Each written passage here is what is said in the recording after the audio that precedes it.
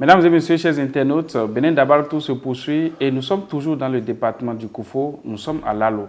Nous avons découvert une commune très jolie avec de belles rues. Nous sommes avec le maire de cette commune avec qui nous allons aborder la thématique de cette 4e édition de Benin Dabaltou. Il s'agit de l'extrémisme violent et de la cohésion sociale. Mais avant, nous allons découvrir la commune de Lalo avec le maire. Monsieur le maire, merci de nous recevoir. Merci. Monsieur le maire, c'est pour la première fois que je viens à Lalo. Et beaucoup d'internautes certainement ne connaissent pas Lalo. Dites-nous, c'est quoi Lalo? Ça veut dire quoi le nom de cette commune et quelles sont les potentialités, les atouts de votre commune? Merci. D'abord, je vous souhaite la bienvenue. Merci, monsieur le maire. Sur la terre nourricière de Lalo. Quand on dit Lalo, d'après les premières informations, ou bien l'histoire, la compréhension que j'ai eue du mot Lalo, vous savez, en fond, on appelle la panthère là. Ok. Et dans le temps, il y avait cette bête sauvage qui dérangeait les riverains. Ok. Et c'était ça, vraiment, elle semait la peur.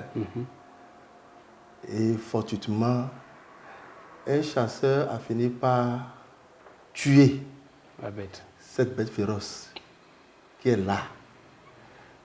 Vous savez, quand il y a la joie, pour exprimer genre une indépendance, une victoire, on va dire l'expression dit Yeoulalo. Ah, d'accord. Yeoulalo. D'où Lalo. Voilà. C'est clair, maintenant, on peut savoir, à chaque fois qu'on prononce Lalo, on peut se référer au moins à la panthère. Alors, monsieur le maire, présentez-nous votre commune. Moi, d'abord, je réponds au nom de William Fangbedito Huignon. Je suis le locataire de l'hôtel de ville. De très bon locataire parce que le bail est renouvelé à chaque fois. Apparemment. Merci, on rend grâce à Dieu. Ah oui. C'est Dieu qui donne le pouvoir. Et Lalo a une superficie de 432 km² et d'ailleurs une des 6 subdivisions administratives du département du Koufo. D'accord. Nous sommes à 150 km de la capitale économique, Cotonou. Oui. Nous avons au total 11 arrondissements, dont 67 villages et quartiers de ville. Nous avons au total 25 conseillers communaux, avec 7 membres qui constituent le conseil de supervision. Et nous avons comme secrétaire exécutif M. Jean-Paul Vognito, quelqu'un que j'admire beaucoup pour son dynamisme. Ah oui. J'ai eu la chance de le connaître à l'ABE, pas d'intérêt de l'ABE, c'était vraiment non, c'est monsieur, c'est un envoyé, de Dieu parce que, et d'ailleurs c'est l'occasion pour dire merci au président Talon pour les réformes courageuses, parce que gérer une commune pour les autorités politico-administratives que nous étions dans le temps, ce n'était pas facile. Oui. Parce que nous avons d'abord des difficultés pour nous imposer. Et maintenant, comme on est libéré de la politique, je vais dire, il y a la politique, l'administration et les professionnels, tout fonctionne très bien. Lalo, comme je le disais tout à l'heure, c'est une petite ville, je vais dire, et qui dans l'avenir serait cette cité carrefour. Ah oui, que tout le monde va envier. Que tout le monde doit envier, tout le monde doit chercher à connaître, parce que avec notre position géographique actuellement, je peux vous démontrer combien de fois nous représentons vraiment une ville carrefour. Alors, dites-nous alors, qu'est-ce qui fait de Lalo une ville carrefour? Merci. Et tu ne peux pas aller à Cotonou présentement, si tu es dans le Koufo, sans passer par là, parce que c'est un raccourci. C'est l'occasion de remercier le président Patrice Talon, qui a fini par désenclaver complètement ma chère commune. Ah oui. Et fait de nous aujourd'hui ce passage obligatoire dans le Koufo. Quand tu quittes Kouékamé et tu vas à Cotonou, tu dois passer par Lalo. Faire Lalo, Tofor. Et je vous dis, de mon bureau, dans 1h30 déjà, avec un beau paysage, je suis à Pau. Ah oui. On va dire aussi Dogbo, Lalo. Agbanizou, Lalo. Tu vois déjà combien de fois on est Carrefour, une ville Carrefour. Ah oui. Donc, nous travaillons dans ce sens et nous sommes vraiment accompagnés par le régime en place. Parce que en dehors de ces atouts naturels que nous avons, il y a cette opportunité qui nous est offerte. C'était au cours de la tournée du chef de l'État pendant les élections, les campagnes, sa tournée de restitution de 2020. Nous attendons bientôt la construction d'un marché moderne.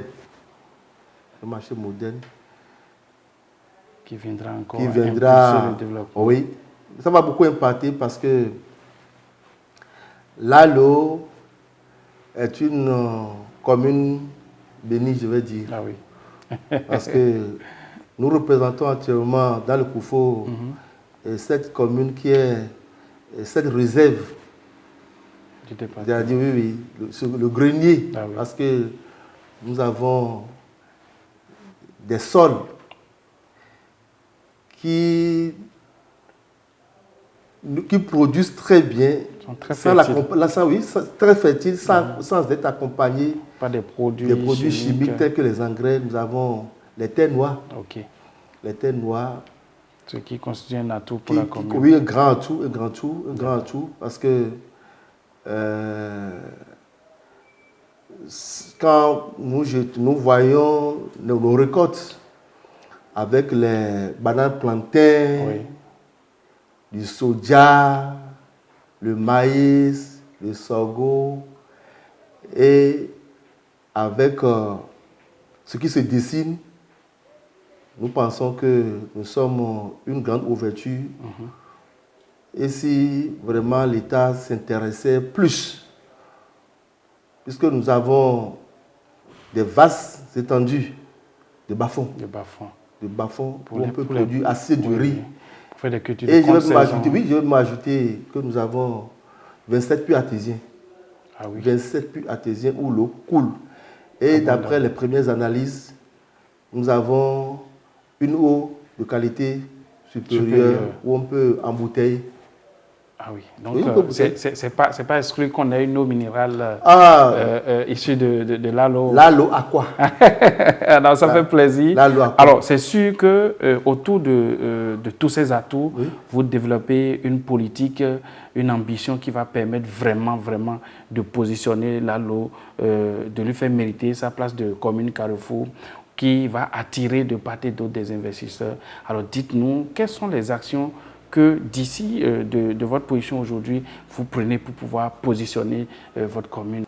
Merci beaucoup. On ne peut pas vouloir quelque chose et le contraire à la fois. Je me rappelle très bien quand j'avais pris le contrôle, par la grâce de Dieu, en 2015, pour conduire la destinée de ma chère commune. Vous savez, on ne peut pas réaliser les infrastructures socio-communautaires sans penser au lotissement de la ville. Ça a été mon premier combat. Quand ça avait vraiment enclenché en 2015, ce qui était impossible depuis 1986, déjà dans 2 ans, Dieu m'a aidé, puis j'ai fait le premier lotissement. Et pour construire une ville, une cité, il ne faut pas dormir, peut-être penser que ça va descendre des cieux.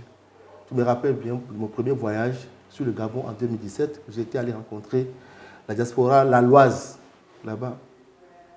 Et je compte également bientôt entamer une tournée, aller vers les fils et filles de Lalo, dans les communes comme Boycon, Parakou et consorts, afin de leur demander tous de venir construire, bâtir la cité.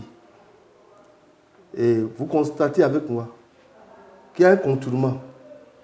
Un contournement, ce qui signifie que la commune de Lalo n'est plus une petite cité comme les gens pensaient, mais nous avons cette chance d'être élargie. Et avec le temps et les politiques que nous développons actuellement, vous allez vraiment remarquer dans quelques temps, surtout bientôt, cette brèche qui sera ouverte, c'est-à-dire la voie, l'Alo, le Koba, Madré, Dobo. Une petite démonstration. Vous savez, tous ces pays de l'Interland, quand ils chargent dans le port de Lomé, ils traversent Atiémé, arrivés à Dobo. Mais si tu vois la distance, Dobo, Azové, Lokoba, Abomé, et Dobo, là, l'eau, bon, ils comptent déjà ce raccourci-là. Donc, naturellement, là, l'eau va s'imposer bientôt comme cette ville Carrefour. Et d'ailleurs, c'est l'occasion de demander à ces partenaires techniques et financiers et à ces privés qui veulent peut-être investir dans les immobiliers et de surcroît qu'on appelle dans l'agriculture. Nous sommes ouverts en tant que politique, qu'on appelle autorité, afin de les accompagner, puisque le régime actuel ne cesse de lutter, et de se soucier de comment faire pour pouvoir renverser cette tendance-là qui est l'insuffisance alimentaire. Là, l'eau est vraiment trop riche et puis nous sommes prêts à accompagner tout. D'accord, monsieur le maire.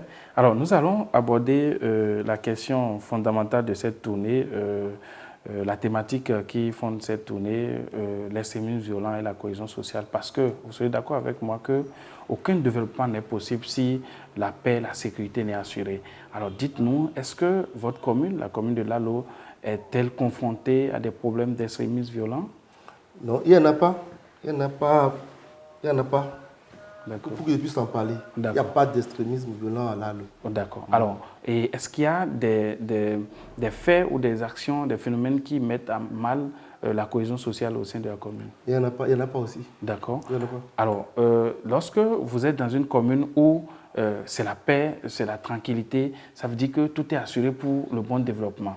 Est-ce que, en part, le fait que la commune est une commune carrefour, est-ce qu'il y a des problèmes auxquels elle est confrontée, des problèmes auxquels les populations sont confrontées et qui, quelque part, freinent l'élan de développement que vous tentez d'imprimer depuis 9 ans aujourd'hui? Merci. Il n'y en a pas pratiquement. Dites-vous que Lalo est une, qu'on l'appelle une commune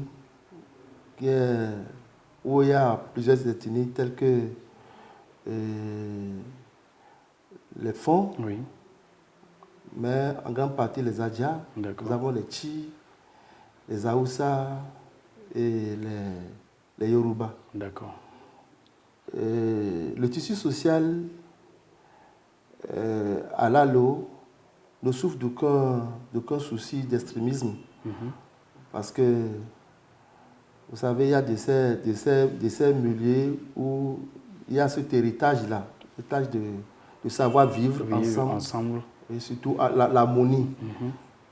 Et avant que ces soucis n'arrivent, ça dépend de la gestion dont les autorités font de chaque ethnie, ou bien comment vous exercez votre pouvoir politique. Parce que là, je dirais que quand il y a frustration, de frustration en frustration, il peut y avoir ces soulèvements où on va parler d'extrémisme. Là, il n'y en a pas du tout, parce qu'il y a cette ouverture que nous essayons, nous n'aménageons aucun effort, ou bien nous ne marchandons pas vers tous ces administrés, parce que quand tu veux vraiment avoir ce développement réel, il faut qu'il y ait la paix, il faut qu'il y ait la sécurité. Et vous y travaillez au quotidien? On travaille au quotidien. D'accord. On travaille au quotidien.